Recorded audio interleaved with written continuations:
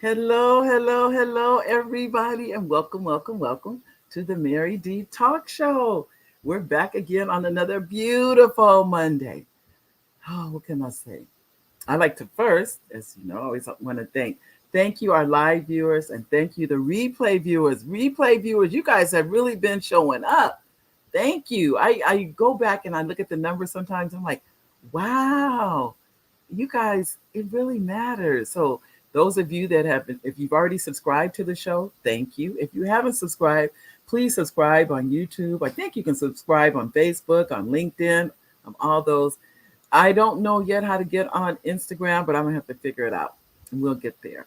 And I like to also thank you to my husband, the executive producer of the show. Hi, babe. Those of you that know Oliver, he's in the background. He's always there, just encouraging and keeping me going. To be honest, just keeping everything going. So thank you, babe. I'd like to also sing. I'm going to sing a happy birthday. Now, I'm going to tell you guys now, I don't really sing happy birthday, but I'm going to sing this happy birthday because, oh, you know what? This says go live. I thought it went live. I guess, I don't know. I thought I was live. Okay. I'm singing this happy birthday to one of our, this is a member, I'd say a member in the fan club, and he's always here. I haven't seen him here yet, and that is Antonio. So Antonio's birthday was yesterday. So I'm gonna sing happy birthday to Antonio. This is because he has been, when I tell you, a supporter of this show from for over a year now. I'm pretty sure over a year. So Antonio, this is for you. Happy birthday to you. Happy birthday to you. Happy birthday, dear Antonio. Happy birthday to you and many more on Channel 4. That's what the grandkids always say. So, anyway, Antonio, happy birthday. I like to also thank, and then Nanette, I'm going to tell you, Nanette, this is a supporter. Ladies and gentlemen, Nanette has my back. When I ask for something, Nanette, she looks it up, finds it, everything. I can't tell you how much I appreciate you, Nanette. So thank you for being here. All of you that are here, it means a lot. I understand our time is valuable. Our time is valuable. It's for you to check in and see what we're talking about. Because I said last week, when I tell you it was, what's the word, popping? It was popping last week. I think this week, the title of it, um, A Nation Divided. That's what I think. Well, I don't have to think it. I know we are. But I really want to talk about it because, I almost forgot before I get into that. Let me back up. Let me back up. First, I didn't thank that our supporters for the show, the Idea Club. You go to ideaclub.com. As you know, the Idea Club is one of the very first supporters of the show. So you can go there if you're looking to do a 501c3, if you're looking for S corp or C corp, any of those things, you can go to. You can actually go there and get all that done. So go to theideaclub.com. So you can get help there. Also, if you're interested in writing or publishing a book, for frontpagepublishing.com, you can go there. Actually, going to start. I have a free workshop coming up. I think it's on the 15th, I want to say, of August. I'll let you, it'll be an email that goes out, and you can sign up if you're interested, and you can come and learn about writing. If you're writing, I'm talking about, I think, writing a book. I don't go into children's books. Many of you know I do write other books. Children's books, I tend to really, really hone in on, but I write books that are not children's books. So those of you familiar with the Saying No Nicely, that's one of the books I've written. The other book, Save Your Home from Probate, those books are not children's books. Those are books for adults. So those books so if you're looking to write a book, wherever you are in the process, you want to sign up for this free workshop. It's going to be on August 15th. So it'll, like I said, the email will go out, you sign up, and just go from there. All righty. So I just wanted to make sure I said that to you because I don't want you to not know about that, but that'll be coming up soon. Okay. And then I want to make sure. Hi, Angie. It was nice talking to you. It was nice meeting you. It was nice meeting you. We were at a festival this week on Saturday, so very nice to meet you. I tell you, I met Nanette at the Civil Rights Institute. I think I was coming out, and she introduced herself to me. I was so glad to meet her. I started hugging her because I don't always get to meet everybody. So I'm always glad to meet you anytime I can. Okay. Good looking. Oh, thank you. Okay. Well, thank Nanette. Girl, as they say, you have my back. So I'm gonna thank you for thank you for that, Nanette. It means a lot. And you said, oh, the pressure was, oh, thank you. Thank you, thank you. So I can tell you, ladies and gentlemen, now this is, I'm gonna tell you this before I get into what we're talking about today. Um, this actress, some of you may know her, some of you may not. I met her one time. Well, I always say I met her twice, but I remember at the NCNW Awards, National Association for the Advancement of Colored People. They have the awards in LA, and Oliver and I would go, and we've gone a couple of times, and we've been there. I happened to meet this actress. Her name is Erica Ash.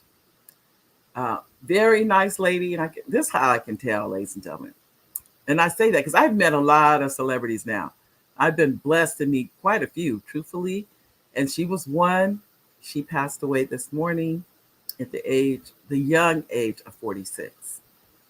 The young age.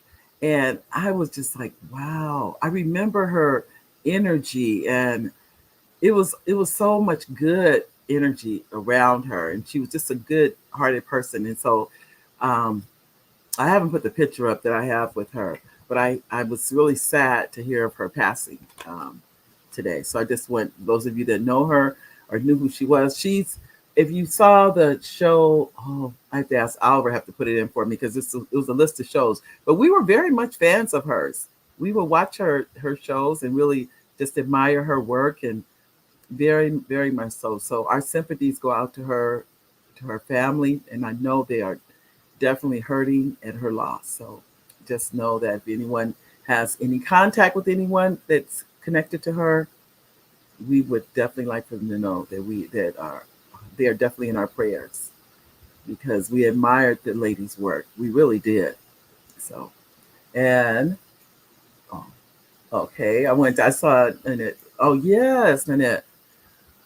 You vaguely recall her name. She was in. Let me. Oliver, I think he's on. He can put in the names of the shows she's in. If you see the names of the shows, um, you probably recognize her because at first she was supporting actress, and then what I started seeing, she was on um, the last thing I saw her on. She was the star of that show, so I was really impressed because I know, I've been blessed. I have been blessed to be on movie sets, and I see how hard they work. I'm always glad to be able to tell someone when I've seen them, when I get a chance to meet them in person, I love your work. I love your work because their job is to make it look like they're not working. That's their job. So when they look like they're not working and you believe that character, they have encompassed that character, then they have worked. They didn't just do that overnight. I know many of you know I've been writing um, a couple of things. So maybe you don't. I can't remember if I shared this with you guys or not. Well, one, okay, I do write. Those of you know I'm a screenwriter. All of this happened bit by bit. None of this happened all at once. It literally started with the first thing that I ever wrote was a children's book. That's how it started. Um, and the title of that book is The Cake Shook. I haven't even published that book yet. Think about that. That was the very first book I wrote. And now I write movies. If someone had told, when I wrote the first book, if someone said you'd be writing movies, who would believe that? It seems like a huge leap, but this is what I've learned, and I'm sure you guys have learned this too. It is really one step at a time. That's what it really is. I've taken classes, I take workshops, and I've learned to be a screenwriter. Now it's interesting. I did not learn to write children's books. I've never taken one class to write a children's book, not one, which is so interesting. Um, but I haven't. Nobody's ever sat down and said, okay, these are the steps to writing a children's book. Nope. That just came to me naturally. But screenwriting has not. I have really, let me tell you that now. Screenwriting, I have struggled. I'm just going to share with you guys. It has been a struggle. And I think it's been a struggle because it came so easily to me to write children's books. That was such an easy thing till I thought screenwriting should be easy too. And it has not by a long shot. It has not. So I thought, well, maybe it isn't for me. That's what I thought. I'm gonna tell you guys the truth how that I just said, well, maybe that's for somebody else. And I know why I felt like that. I was struggling. I was struggling. I didn't understand it. I didn't understand what they want. It was a struggle. Let me just tell you the truth on that. But now it's getting a little bit better. Let me say it's, I was in that learning curve. Anybody been in a learning curve? This is what I've learned this lesson now in life. When you're in the learning curve, let me tell you what the learning curve looks like. It's hard. You don't understand it. You don't get it. You're not doing well in it. You're failing in it. All of that is that learning curve. That's where I stay. I stayed there for about, well, I would say like 3 years, at least 3 years. I was in that learning curve. And at the same time, I didn't get out. Let me tell you that. It was hard as it was. This is how I knew I was in the learning curve. I would start writing, and then I turn around and I go write a children's book. Then because I wasn't doing well. So I go back to what I did do well in. I had to force myself to stay in the screenwriting place. Long story short, two producers are looking at two movies. Two. That's nothing but God. Nothing but God. So I would tell you, when you're in that place, in that struggle place, that's not a bad place. I think we think we're not doing good if we're in that place. That's what I thought. But that's not true. That's not true. It's that curve. You're learning. That curve is real, and you don't want. And who wants to fail? It's like, oh, I'm not doing that good. So, but I had to learn. I have to work through it. I'm sorry. You said yes, and there are so. It is. I'm telling you, I've been I've been there, but now now the ideas are flowing more. That's what I noticed. I actually wrote the outline for a play. I've never written a play. I don't know why I keep saying that, because I never wrote a movie either. And now I've written how many? 4 or 5, I think it is, at least 5. So now I'm writing a play. And every time I think about all this, I go, God, thank you for this. Thank you. And I'm really excited about this. But I know today wasn't supposed to be about this, but anyway. Today we're going to talk about what's going on in our divided country. Let me say this before we even get started on this.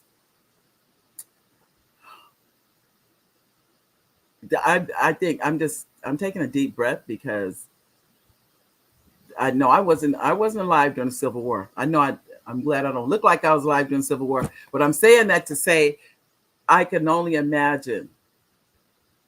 So it's been over 150 years ago. It's like 125 years ago, I think, something like that. It was a civil war right here in our country.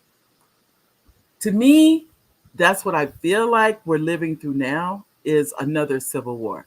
Not a physical one, not the one. I mean, we're not, thank God, we're not trying to kill each other like that.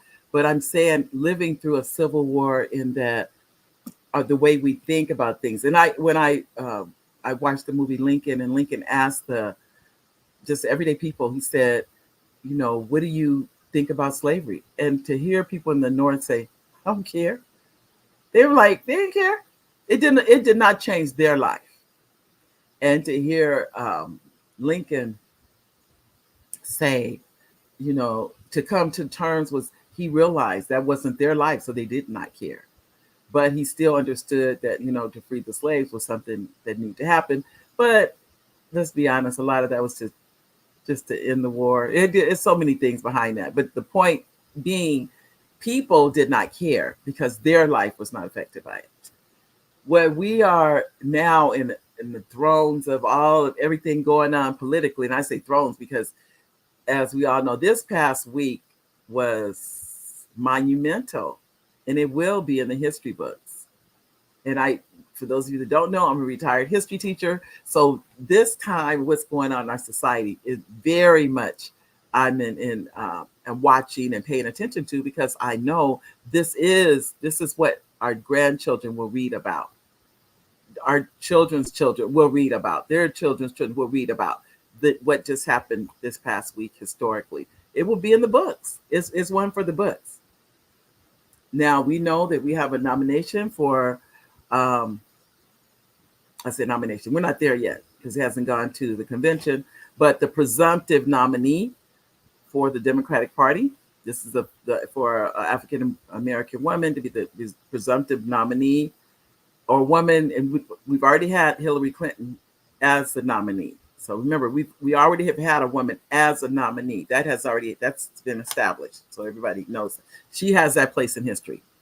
Hillary Clinton, it will forever be the first woman to be the nominee for a major party. That, Kamala cannot have that. That's already been taken, but she's the first woman of color to be in this position, to be now the presumptive nominee. But that's only one side of it. But we also have the other side of that's running.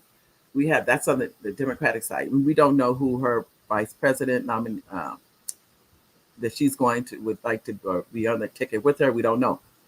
We do know on the Republican side. We do know because we know we have Trump and we have J.D. Vance as they're running on their ticket. Some of the things I wanted to talk about today was Project 2025. And for those of you that don't know what Project 2025 is, I wanted to kind of enlighten you of what's going on. To my knowledge, Trump has said he doesn't have anything to do with Project 2025. And then I've heard that he's actually admitted to being a part of it. So on that note, I will tell you, do your own homework. That's the best way I can describe it. I don't want to tell you anything else because I don't know. Now, I don't know if he does. I don't know if he doesn't. I can just say that the Project 2025 is aligned himself, to my knowledge, with the Republican ticket. Now, if it hasn't, I haven't heard that Project 2025 is aligned themselves with the Democratic ticket. The monies that have been given, all of that, the super PAC money, I don't know if the super PAC money is when you start giving the millions I haven't heard about the billions, but I definitely heard about the millions. Then they give under another, I guess, machine, I guess you could say it. And I was just watching recently about where does all this money go and who does it go to and all those kind of things. Many people, we've given money already to the campaign. I'm sure other people have too. And they have said that's where the grassroots money is so instrumental, because we tend to be the voters. That's what they call grassroots. We're not giving. Well, I'm not saying it could be millionaires on here giving for all I know. But I would say for the most part, it's not millionaires giving. It is literally everyday people giving money. And though when they do, they give money to, the goal is to have offices throughout the country. Think about the money it takes to lease an office, and then you have the equipment to go in that office, the printing that costs it for that campaign for that office. Usually the person that is there's one person, at least one or more persons at the office that are paid. They're paid staff. Now there may be some, without a doubt, hundreds of volunteers, but there's usually someone that's structuring everything and keeps the office going. And aside, that is a person that gets paid. The money, that's what that campaign money is being raised for. You have all of it, not to mention the TV ads, not to mention you have the ads for TV. Then you have the print, because we're going to start getting a whole lot of print in the next couple of weeks or next, let's say, month, right before the election, of why you should vote for that person. But what I was thinking about this earlier today. Was it today? And I said, okay, no, it was yesterday. I said, so no matter how this election goes, somebody's going to be mad. If we have the first woman president, the Republican ticket's going to be mad. And if we have Donald Trump for another 4 years, the Democrats are going to be mad.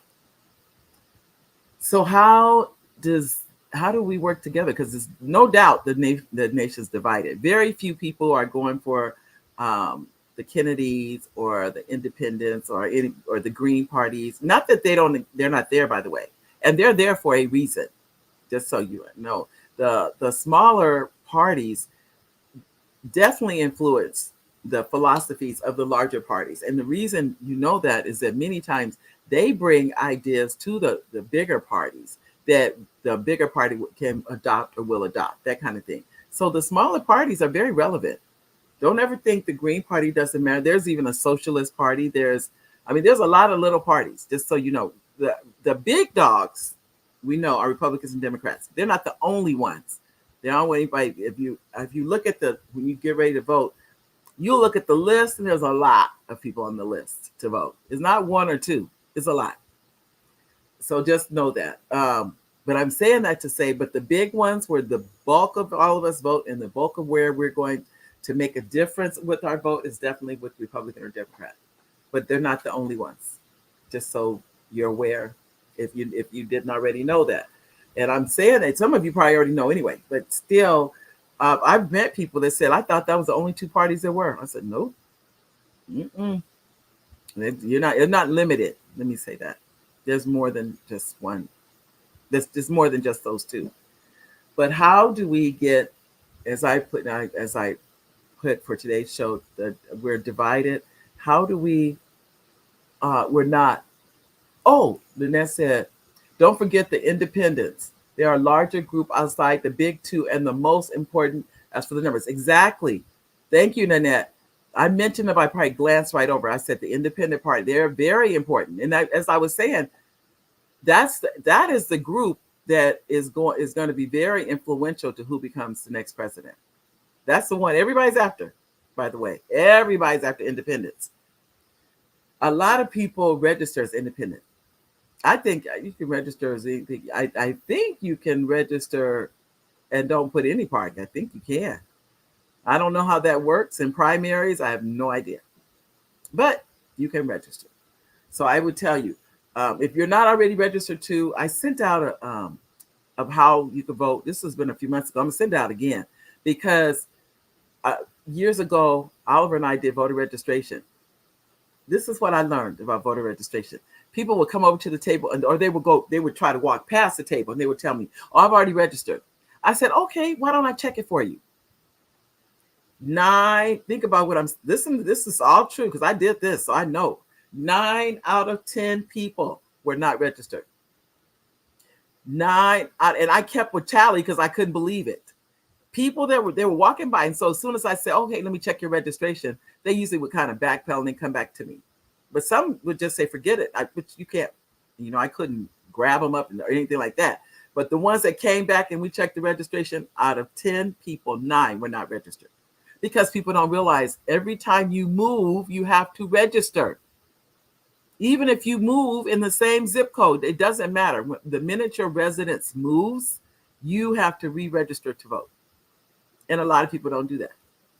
So, and when I would tell them, oh, you're not registered, and they always look shocked. What? I'm not registered to vote? I'm like, nope. I show them because at that time, I'm sure now this was a few years ago. So we did it on our phones and you could find out real quickly if you're registered to vote. It didn't take long. Okay. Okay. Thank you. Thank you, Nanette. I tell you, come on, Nanette. Nanette's on the job.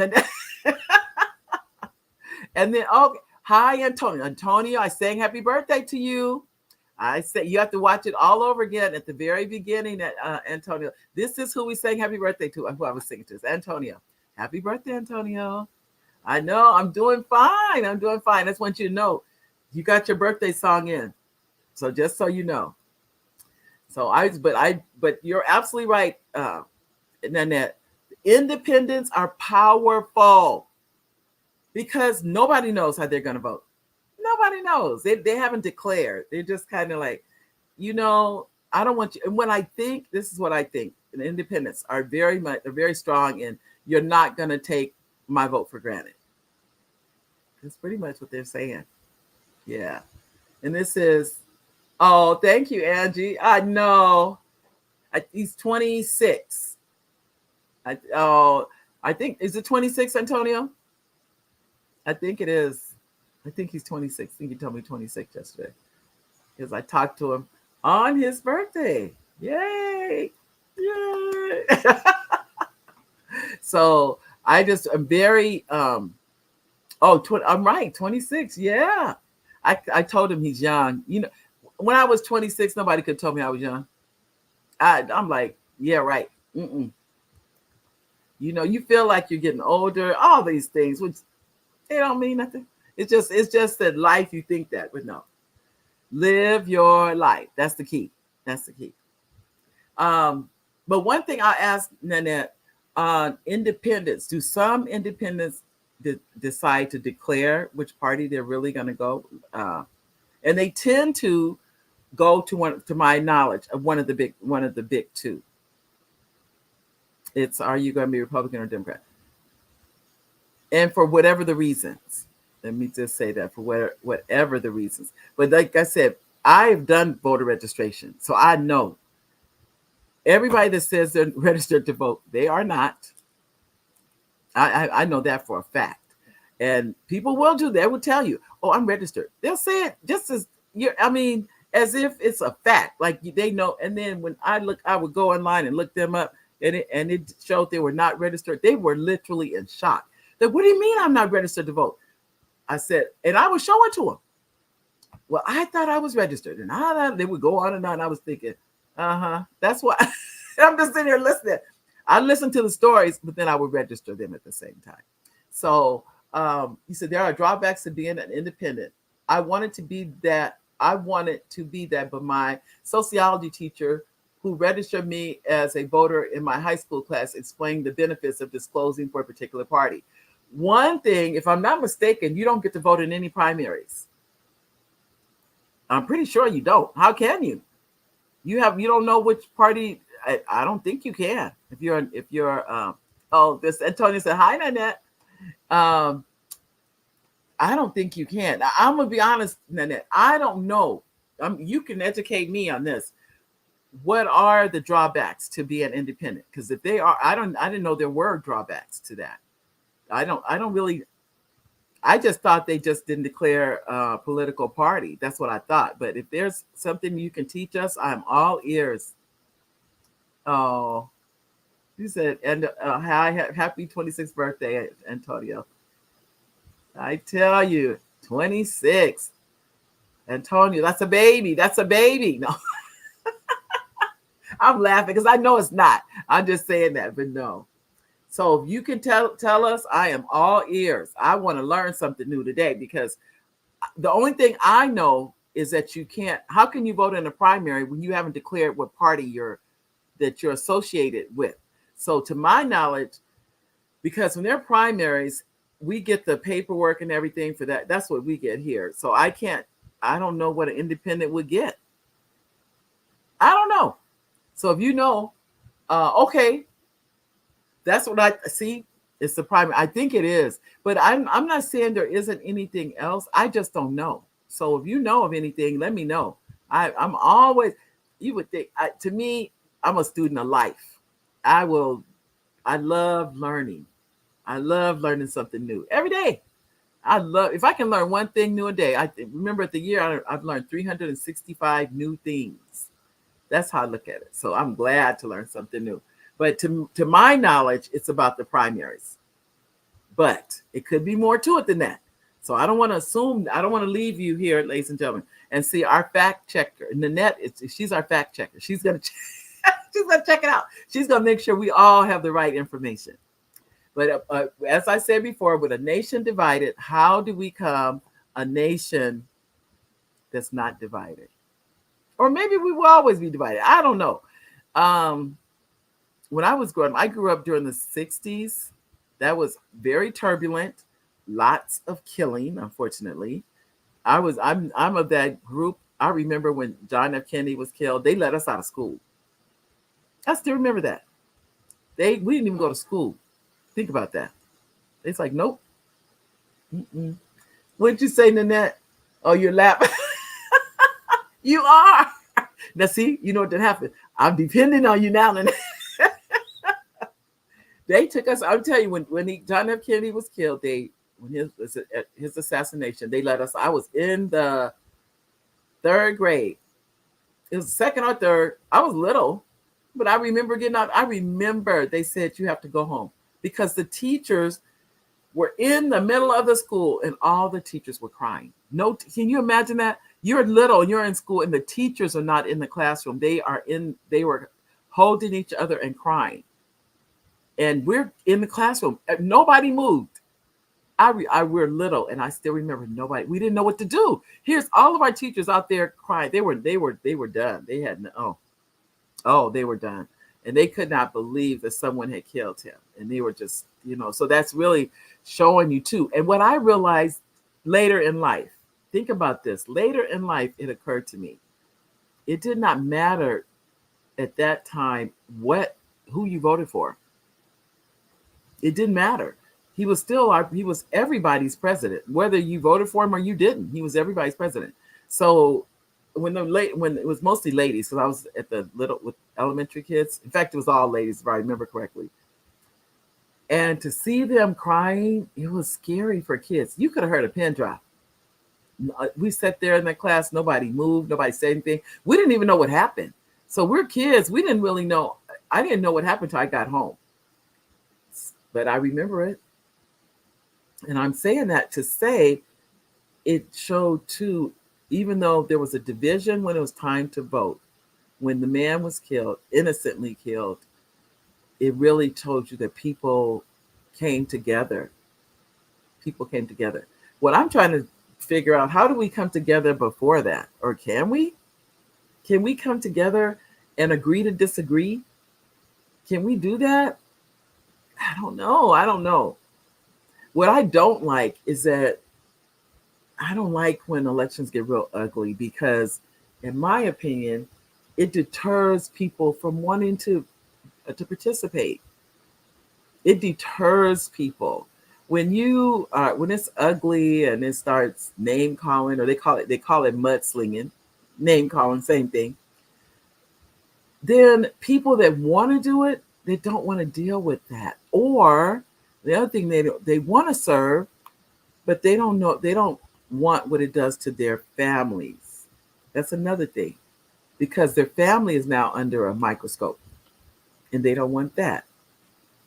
I know on the show, this was probably over a year ago, I interviewed, I forget, I can't remember the man's name, but he was a mayor. Let me say that he was a mayor.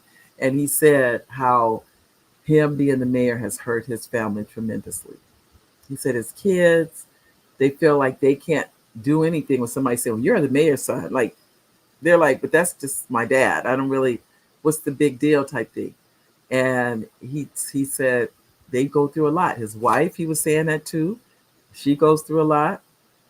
And I don't even know if he's still the mayor anymore. I don't know.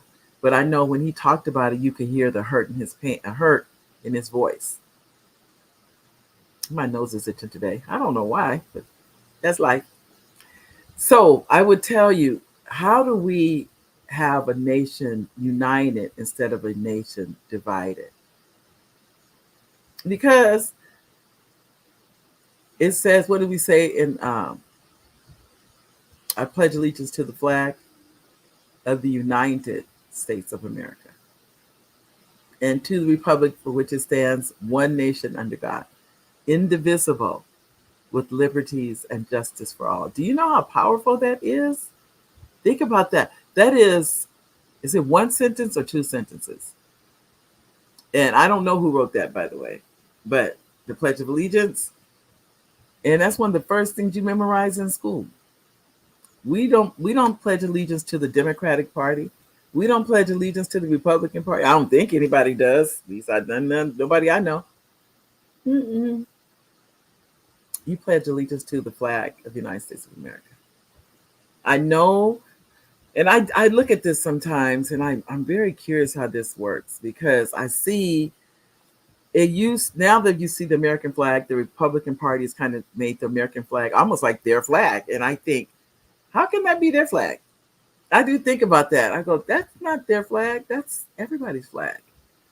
That's not limited to the Republican Party, but it's been For some reason, it has now been associated with the Republican Party, even though the flag is for everybody. It's not limited. As far as I can see, when you pledge allegiance to the flag, and that's the flag of the United States, but even that should be changed. I know we have 50 stars. We like that even number 50. We like all that. But in reality, we're leaving out Puerto Rico. We're leaving Puerto Rico out. We're leaving out the District of Columbia. We're leaving that the Washington, D.C. That's not a state. It's a district with over 300,000 people. And it's being left out. And I forget the third one. I don't know what the third one is. I just know those two for sure. District of Columbia and Puerto Rico are not states, and they should be. And Puerto Rico has over 3 million people. Why? I don't know what it would take to change that. I have no idea. I don't know I'm sure it has to go before Congress and to change the flag to include those. It hasn't happened. I don't know if it's something before Congress for it to happen. That I don't know. Because when you're a state, you get a lot of benefits, by the way. A ton. Remember, there's 50 states, so you automatically know there's 50 governors. Then each governor governs that state, which has what's called states' rights. So those are rights that the federal government do not have any jurisdiction over, like DMV. That's a state's rights. Deciding how old you are when you get married, that's a state's rights. Anything with your property are state's rights. All of those things. When you go to court, for instance, if you commit a crime that's just in your state and it's not crossing state lines or it's not dealing with money, there's other things too. I don't want to just limit to that, but I know these are things I do know. For instance, if I go and I rob you, that's a state. Then you've committed a crime against the state of California, or that's the state I live in. I'm California. That's a state issue. But if I go and rob a bank, that's a federal issue. Now the difference is, if I were to go to court and they convict me of it, if I robbed you individually, then you would go to a local prison or local in the state of California. Let me say that. But when it's monetary and you cross state, that means you're dealing with federal. Now you can go to what's known as a federal prison. I don't know if that makes sense. So what means that the crime, that it depends on the jurisdiction that it's committed in. And some are cross state lines. That's another thing. If money transfers across state lines, that can be another. It's all kinds of things that they'll tell you whether it's federal or state. State is usually against a crime against an individual or an entity that's in that state, but it's only to that state, limited to that state. Where if it's like I mentioned about monies, if that money's cross state lines, let me just say money can go anywhere in the country. So that in itself lends it to itself. It'd be more of a federal. Not that I'm hoping anybody commits any crimes, but I'm just saying that to say those are states' rights versus federal on the rights of, and that's what I don't know if anybody remembers when Donald Trump was first elected, and he said, "I'm going to tell the states what to do," and all the governors came running to Washington D.C. It was almost like a rush, like, "Oh, we need to talk to you. You need to know what you can do, what you can't do, and you don't have jurisdiction over." He thought he had jurisdiction over the whole country. He didn't understand states' rights. I'm sure that the governors educated him on that. They have the right to do certain things, and he does not, and he can't change it.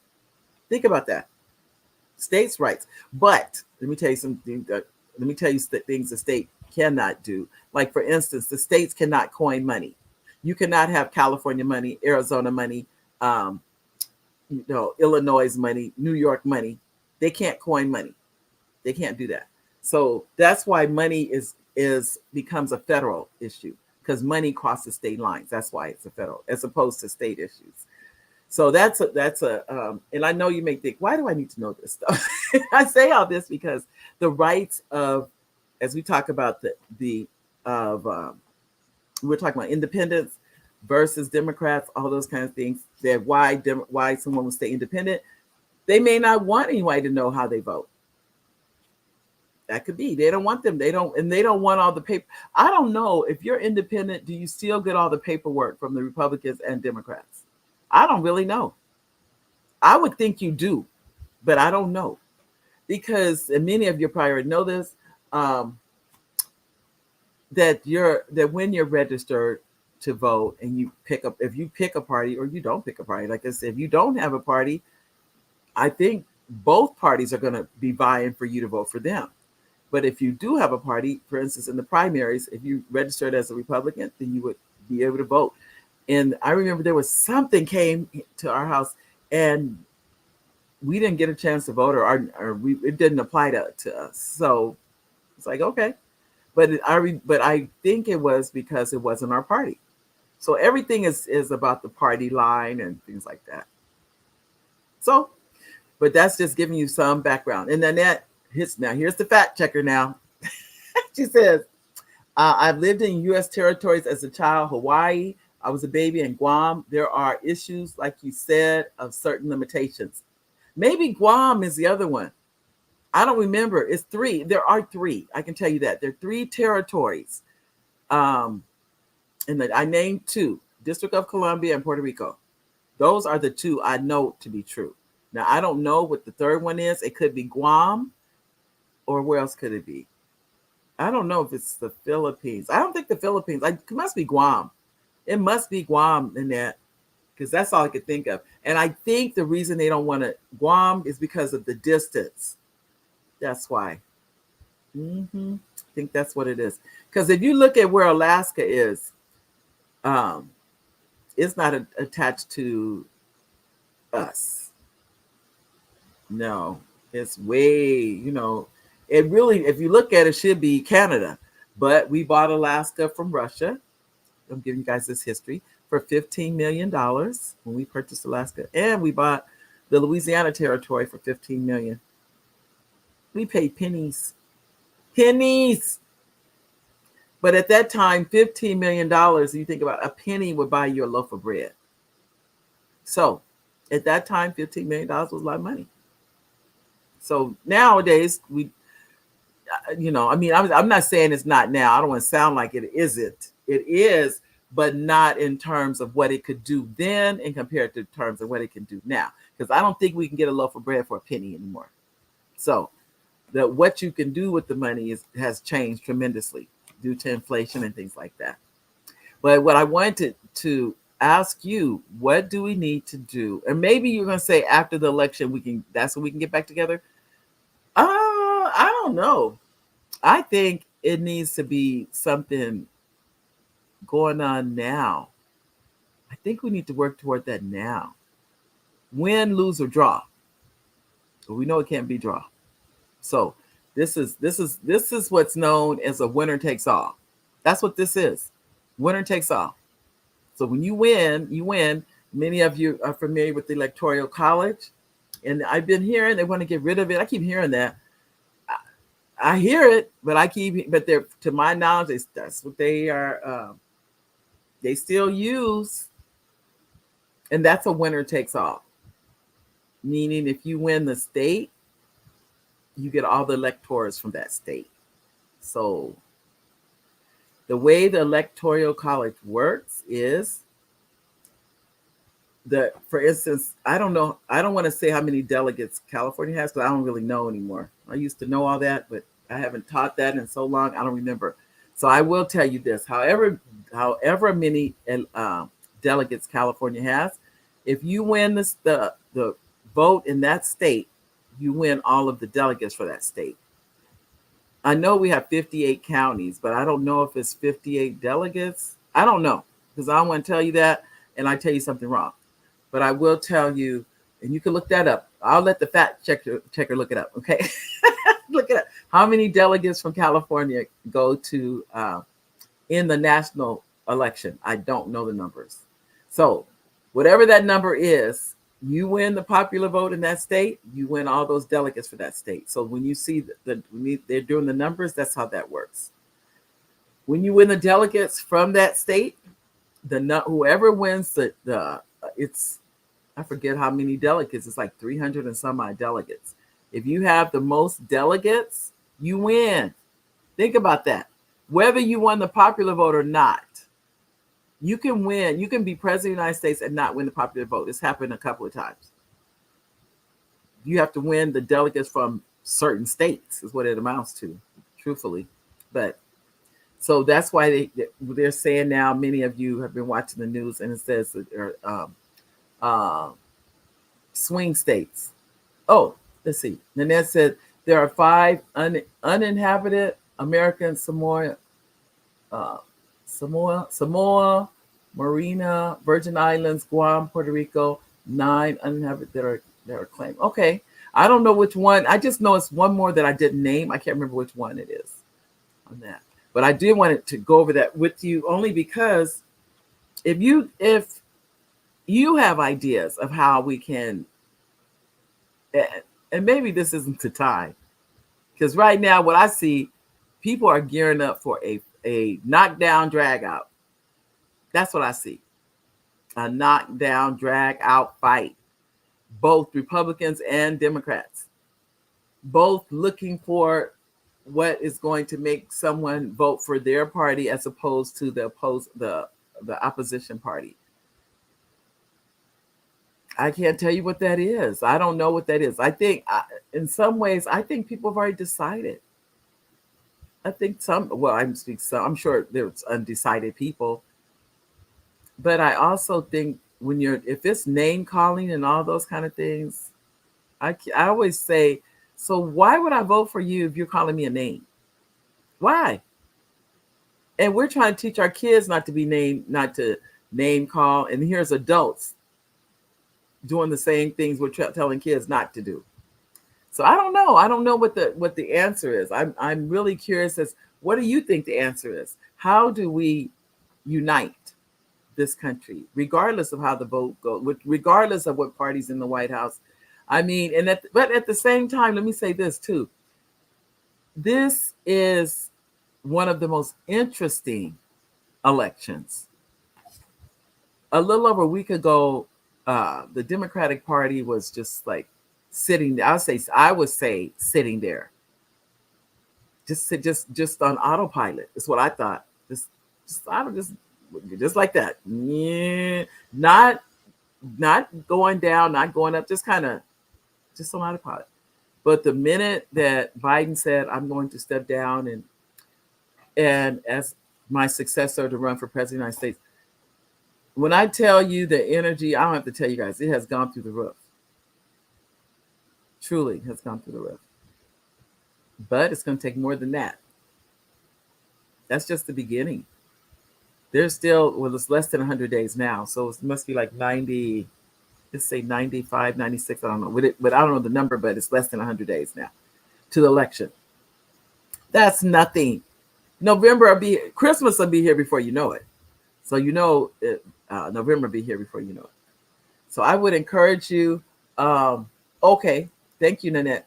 California is sending 496 Democratic delegates and 169 Republican delegates representing California. That's significant. Now, how you become a delegate, I don't know. See, I don't know all that process, so I'm not going to even try. One thing you definitely know from me, if I said it, I must know it. I'm not going to sit here. Oh, that's for the convention. I was going to say, because I can't say that's the convention delegates. Okay. That's still a lot. My goodness. So they said, oh, that's almost 500 people to Chicago. Wow. So when they say how many delegates does California, have for Kamala, I'm curious how many people are going to say. I mean, 500 people is a lot of people. I think I remember I told you guys last week I went to the convention here in LA, and it was an experience. It was eye-opening and an experience. But I would tell anybody, if you ever get a chance to go, go. That's all I'm gonna tell you. It is. I went to one in my entire life. I don't ever have to go back to another one but it's an experience. It is truly, truly an experience. I would highly recommend you go. If you ever you go to this one if you can go. If you can go to Chicago, go. It's in a couple of weeks, I think. This August. I think it's in August. I think you were telling me last time, Nanette was telling me when it's going to be. But the point I would tell any of you can go, go. It is just it's an experience that's I can't even describe it to you. But yeah, but I don't know on like I said before on the national level. I know it's 300 and something they need to get over the hump to be the nominee or to be president. I just don't know what the number is. I don't want to tell you because I don't know what it is. But the point is, on that night, let me say this: somebody's gonna be mad. So, win, lose, or draw, how do you maintain the unity? Because let's just be honest, ladies and gentlemen. I know people, their family members do not speak because some are Trumpers and the other family members are not. I know people like that. So I know that this is divisive. It can divide the family. It can divide husbands and wives. It divides children from parents. I make a point not to speak politics around anybody. What's the two things you do not talk about? Politics is number one and religion is number two. And if you can stay away from those two, you probably do fine in life. But those are hot button items. They're hot button because people are very passionate about how they feel about these things. So when you touch those, it's like touching a nerve. Then be ready. That's all I'll tell you. Be ready for whatever comes at the other end of that. So don't think, oh, I'm just going to talk about. I make a point. To be honest with you, I try not to be around people that talk in a group talking about politics because I already know they're not going to agree. And for me to sit there and know that they're not going to agree, I already know this is not the place for me to be. And then I can always tell too, because now their voices get louder. They don't even realize it. They get louder and louder because even in a discussion, they're trying to win and win and win and win. Think about that. And I just sat there sometimes doing a personal inventory of, wow, if it's like this, and we're just regular everyday people, what's it like at a level where you're elected to these positions and things like that? So I would highly, highly, highly stay involved. Oh, here we go.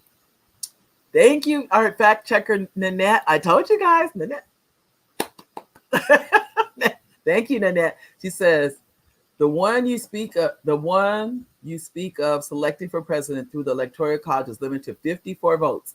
2 senators and 52 members of the House of Representatives. So that means for California has one of the biggest. It does. That would mean you have in our counties, and I think it's 2 per county.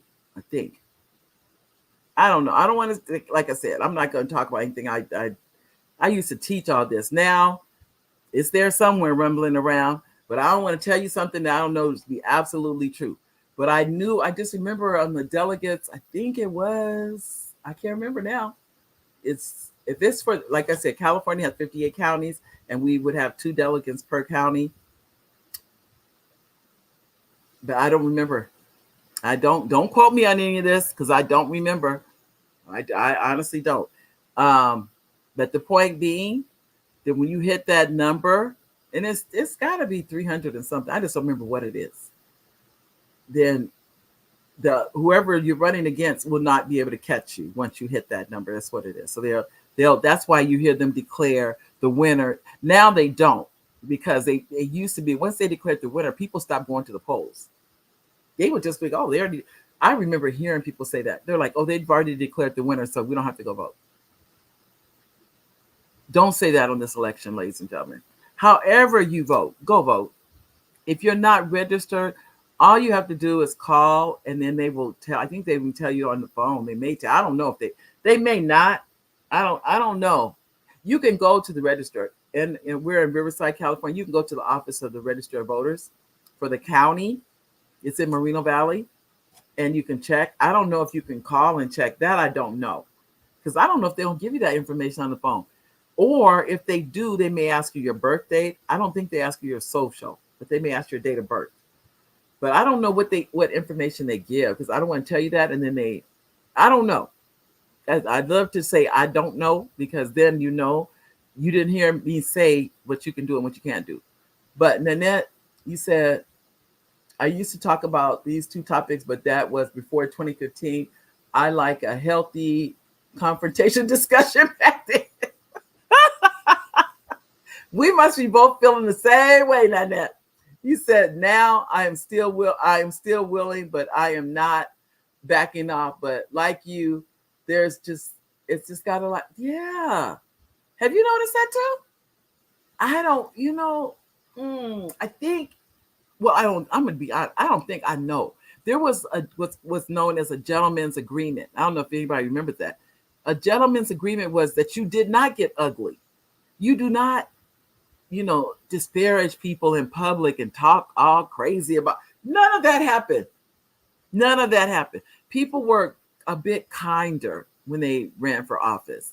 And now, please, the gloves are off. You said you need 270 electoral votes to elect the president and vice. Thank you, Nanette. Nanette be on it. Go ahead. I could remember the number. I knew it was up there. Thank you. Thank you. Thank you. And Oliver says, if you regular subscribers to the show, we thank you for joining the show and sharing your thoughts. Thanks, babe. I can tell you, I introduced you earlier. I was saying that you were here. So, ladies and gentlemen, I can tell you, I think we need to think now about how we can be united and not divided. So we can talk about that next week. We can come up with some ideas. How can we be united? That we're not divided, because there's more that unites us than divides us. And I have a feeling that people don't realize that. We're still people. Now, one thing I will say, it's a lot of fun too to be engaged with all this stuff going on. But then a part of me, I'm like, look, I got things to do. I can't just watch CNN or MSNBC or Fox, whatever. I can't do it, because you have other, I have a life. And so you can't stay glued to the TV. I am looking forward to the debate, whenever they have it. I'm looking forward to that, because I do want to hear both of them have to say. I really do. I think I'm trying not to be so closed-minded that I don't even see or hear what the other side has to say. And that's not easy, because a lot of times when you make up your mind, you made up your mind. That's pretty much it. Oh, you said, Nanette said, Mary, I have a good idea for next week. Okay. I will keep that in mind. I was actually going to bring a speaker on, but all of this is getting so interesting. This really is. So I'm going to put that down. Okay. It's united, not divided. I like that for next week. How does that sound? And then you can come back with ideas. How do we become more united? Wow. I like that already. So that's almost starting a movement. United and not divided. United, not divided. I love it. Thank you. You agree on that too? I do. I really think that, we need to really start looking at that. I'm saying before the election.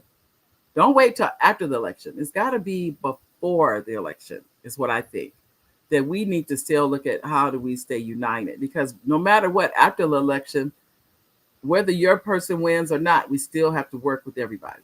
So, but ladies, gentlemen, I want to thank you for another wonderful Monday. I can tell you. And I will be back. I would hope Nanette's going to be back. Oliver and Antonio, I'll be back. Come back with ideas. How can we be united and not divided? All right. God bless each and every one of you. And I will see you next Monday. Bye bye. Love you.